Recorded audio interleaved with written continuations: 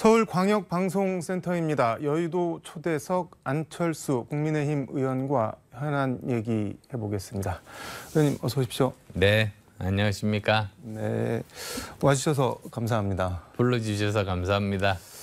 일단 빡빡한 얘기, 이태원 참사 얘기부터 좀 해보겠습니다. 지금 민주당과 정의당, 기본소득당, 야3당이 어제 국정조사서를 제출을 했는데 요구서를 어떻게 보시나요? 국정조사 해야 되나요? 저는 기본적인 입장은 네. 경찰 조사가 진행되고 있으니까 그 결과를 보고 네. 거기에 따라서 불충분하면 국정조사를 해야 된다. 네. 분명한 것은 이런 경찰 조사가 빨리 진행되어야만 되는데 그게 미흡하다. 그럼 저는 할 수 있다고 보는 입장이죠. 이재명 민주당 대표가 어제 최고위원회의에서 이런 발언을 했는데 참사 피해자들 이름도 영정도 없는 곳에 국화꽃 분향만 이루어지고 있다 이러면서 세상에 어떤 참사에서 이름도 얼굴도 없는 곳에 온 국민이 분향을 하고 애도를 하겠냐라고 했는데 이름하고 얼굴을 공개를 하자는 건데 유족들이 동의를 하면 이거는 어떻게 보시나요? 이 부분에 대해서는 네. 일괄적으로 국가에서 모두 다 공개하고 이런 거는 사실 민주주의 사회에서 그렇게 적절하지는 않거든요. 피해자분들의 그런 가족들이 모임이 있다면 거기에 묻고 거기에 결정에 따라야 될 그런 부분이지 정치인이 무조건 하자 말자 이렇게 주장할 부분은 저는 아니라고 생각합니다. 이게 공개하자는 쪽의 논리는 이런 것 같습니까? 진정으로 뭐 추모하고 애도를 하려면 그 돌아가신 사람들이 어떤 분들이고 어떤 꿈을 가지고 있었고 그런 것들을 알아야지 뭐 추모를 제대로 할 수 있는 거 아니냐. 뭐 예를 들자면은 세월호 참사 때 그 단원고 안산 단원고 학생들을 뭐 그림이나 뭐 이런 걸로 남기고 기록하고 하는 것도 뭐 그런 취지 아니냐. 그리고 9.11 미국 참사 테러도 마찬가지고 유족들이 동의한다면 그렇게도 할 수도 있겠죠. 그런데 또 다른 방법으로 네. 정말 그분들을 위한 추모의 공간을 만든다든지 이런 일이 다시 생기지 않기 위해서 네. 그 영역에 어떤 새로운 상징을 만든다든지 네. 이런 것들은 충분히 저는 가능하다고 봅니다. 피해자들이 지금 뭐 156명 사망자 이렇게 집단으로 뭉뚱거려져 있는 거랑 각각 개개인의 사연과 뭐 얼굴 이런 이름 이런 것들이 알려지면은 국민들이 받는 어떤 그 뭐 마음의 영향 뭐 여론 이런 게 어쨌든 국민의힘에 아주 안 좋게 돌아갈 것 같으니까는 이게 정치적 폐륜 프레임을 씌우는 거 아니냐 뭐 이런 반박도 있는데 그거는 어떻게 보시나요? 분명한 것은 이것은 정말로 국가적으로 불행한 일입니다. 네. 그리고 정말 그 참사 희생자분들이 많습니다. 네. 이분들을 위해서 이분들의 그 유가족분들을 위해서 우리가 여러 가지 그 행동을 해야 되는 것이지 네. 이것을 이용해서 정치적인 이득을 얻겠다. 정치권에서 만약에 그런 의도를 가지고 접근한다면 이거는 절대로 안 된다는 그런 뜻이죠. 민주당이 정치적 이득도 계산하고 이런 뭐 얘기를 하고 있다고 생각을 하시는 건가요, 그러면? 사람에 따라서 다릅니다. 그러니까 어떤 의원들은 정말로 잘못됐던 사람들 제대로 문책하고 네. 다시는 불행한 일이 없도록 하자는 그런 논리적이고 합리적인 분도 계시고요. 또 다른 한편에서는 이걸 정쟁으로 이용을 해서 정치적인 이득을 얻자 이런 분들도 다 계십니다. 내일부터 윤 대통령이 동남아 순방 가시잖아요. 그 아세안이랑 G20 참가를 하는데 지금 1호기 대통령 전용기에 MBC 기자들은 뭐 탑승 불가 뭐 이렇게 어제 저녁에 문자로 통보를 했다고 하는데 이거는 어떻게 보시나요? MBC에서 뭐 여러 가지 좀 편파적인 보도 뭐 이런 부분들에 대한 저는 일종의 경고 조치의 의미가 있다고 봅니다. 경고요? 네, 그래서 저는 이번을 계기로 MBC 내부에서도 네. 과연 어떤 점들을 잘못된 점들이 있다면 네. 바꿔야 되는가 이런 부분들에 대해서 숙고하고 고치는 노력들이 필요하다고 생각하고 이게 그 보도 금지 조치, 취재 금지 조치는 아니지 않습니까? 다들 취재는 가능합니다. 취재를 불허한 건 아닙니다. 네네. 취재를 불허했으면 이건 언론 자유를 탄압하는 문제가 되는 겁니다. 그런데 그러지 않고 저는 그 정도면은 네. 충분하고 일회성으로 그쳤으면 좋겠다는 그런 생각입니다. 이게 지금 다 떠나서 이제 자막 조작 뭐 논란 이런 게 언급을 이제 뭐 이유를 들었는데 이런 걸 다시 소환하는 게 뭐 윤석열 정부에 뭐 어떤 도움이 될 것이며 그리고 가령 이런 게 국경 없는 기자회 이런 뭐 국제 언론 단체에 알려지면은 이거 괜히 또 필요 없는 망신을 자초하는 거 아니냐 뭐 이런 생각도 좀 들고 그리고 일반 국민들이 보기에는 아 MBC 뭐 싫다 밉다 그러니까 너 뭐 우리 비행기 타지 마 내 비행기 타지 마 이렇게 생각할 수도 있단 말입니다. 이거 어떻게 봐야 될까요? 저는 그렇게 생각하지 않는 것이 네. 일단은 이걸 보면 취재 금지가 아니지 않습니까? 네. 취재 금지면 이거는 문제가 되고 저도 반대했을 겁니다. 그런데 이것은 편의 제공을 네. 하지 않는 것 아니겠습니까? 네, 네. 그건 굉장히 그 경징계 내지는 그냥 경고 정도의 의미라고 봅니다. 언론의 탄압을 하는 것이 아니고 네. 편의 제공을 하지 않는 그 정도 수준이니까 네. 그건 충분히 가능하고 외국에서도 네. 그 사실은 과연 이것을 계속 하는 것인가 또 다른 추가적인 어떤 제재 조치가 있는 것인가 네. 이런 것들을 볼 겁니다. 그런 게 없다면 저는 외국에서도 이걸 언론 탄압이라고 보지는 않을 겁니다. 네. 국민의힘 얘기 좀 해보겠습니다. 당대표 나오시는 거죠? 네, 그렇습니다. 전대는 근데 언제 하나요? 지금 뭐 시기가 뭐 한동안 말이 있더니 지금은 1, 2월에 할 거면은 지금쯤 얘기가 나와야 되는 거 아닌가요? 그렇습니다. 사실 만약에 전당대회를 네. 한다면 가장 먼저는 이번에 12월 내로 예산국회, 정기국회가 끝나지 않습니까? 네. 그러면 그때부터 시작하면 아마도 2월 정도면 제대로 대표를 뽑을 수 있을 겁니다. 빨리 해야 된다는 입장이신가요? 근데 네. 그 시기를 지나면 어떻게 되느냐면 네. 4월에 재보궐선거가 있습니다. 네. 그러다 보면 재보궐선거 끝나고 하게 됩니다.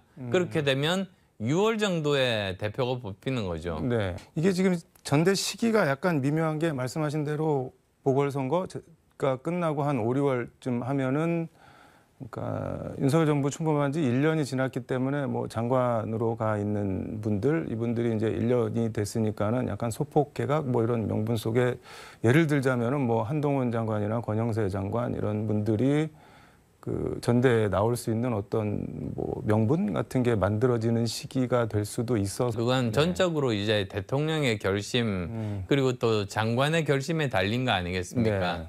근데 오히려 저는 뭐 개개인 장관분들에게 말씀을 뭐 어떤 평을 하는 것보다는 오히려 제가 왜 당대표가 되어야 되는지 그 말씀을 드리면 대답이 될 것 같습니다. 왜 당대표가 돼야 되나?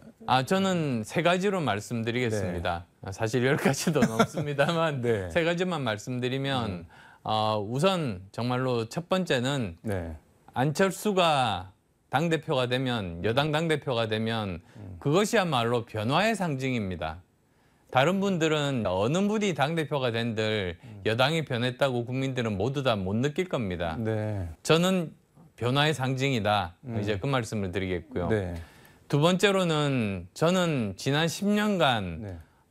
스윙보터 중도층이라고 합니다만 10년 동안 정말 그분들에 대해서 연구하고 그분들에게 소구력을 가지기 위해서 열심히 노력했습니다. 네. 이분들이 그 선거의 승패를 결정하는 그런 분들입니다. 네.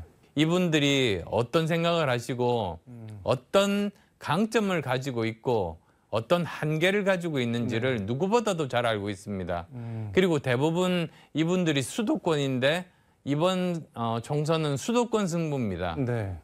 남쪽 지역은 어느 정도 정해져 있다니까 보니까 수도권의 중도층이 승부인데 거기에 대해서는 제가 가장 잘 알고 있고 이미 지난 2016년에 제가 국민의당을 만들면서 네. 제3당으로 성과를 낸 실적까지도 가지고 있다.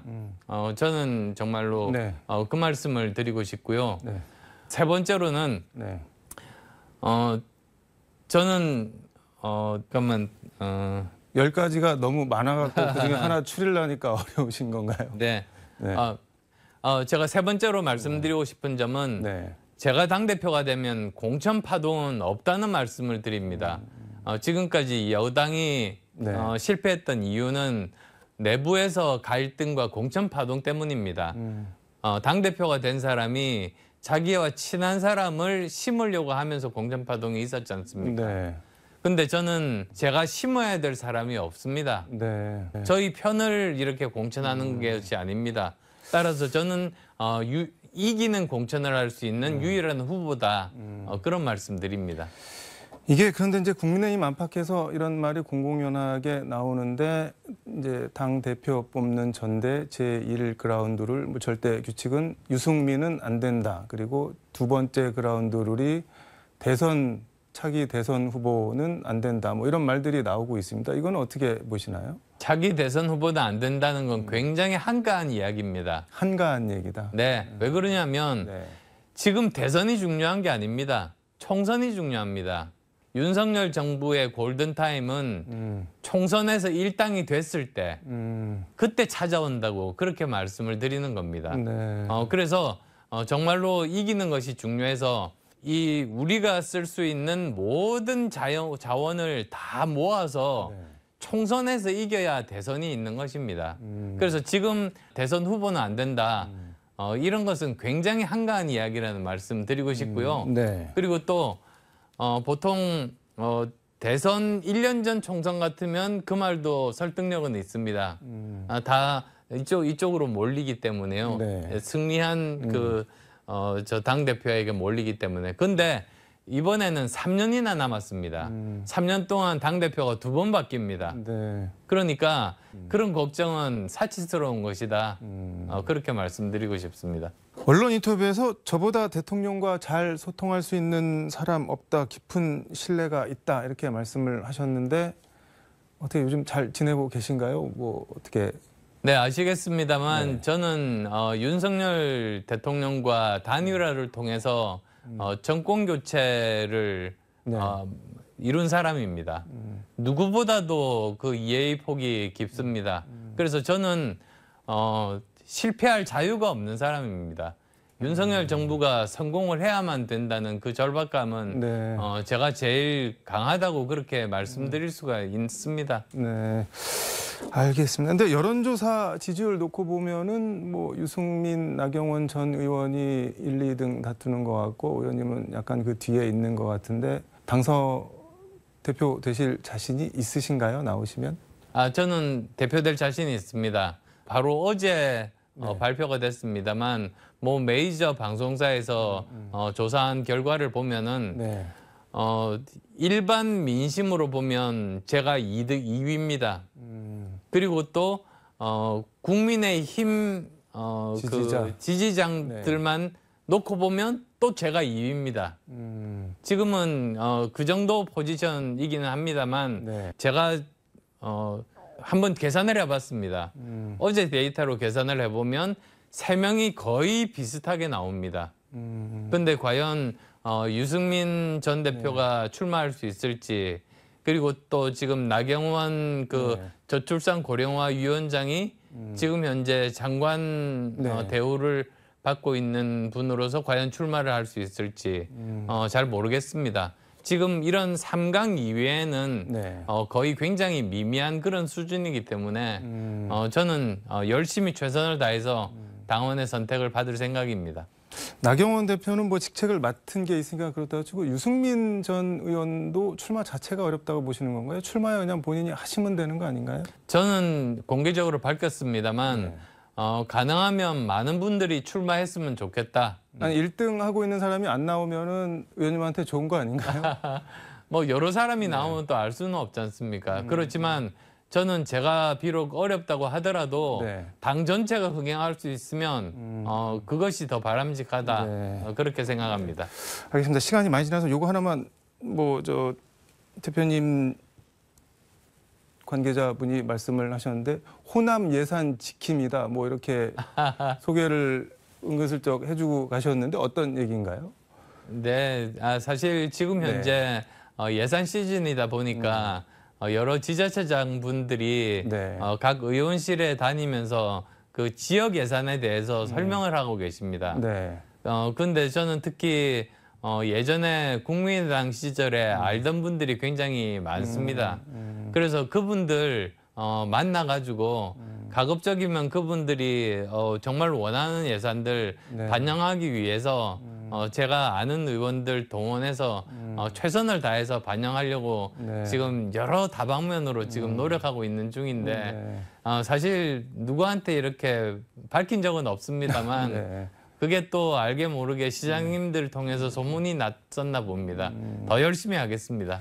알겠습니다. 오늘 말씀은 여기까지 듣도록 하고 자주 나와서 좋은 말씀 들려주셨으면 고맙겠습니다. 네, 잘 알겠습니다. 네, 고맙습니다. 감사합니다. 네, 지금까지 서울광역방송센터에서 안철수 국민의힘 의원과 함께 전해드렸습니다.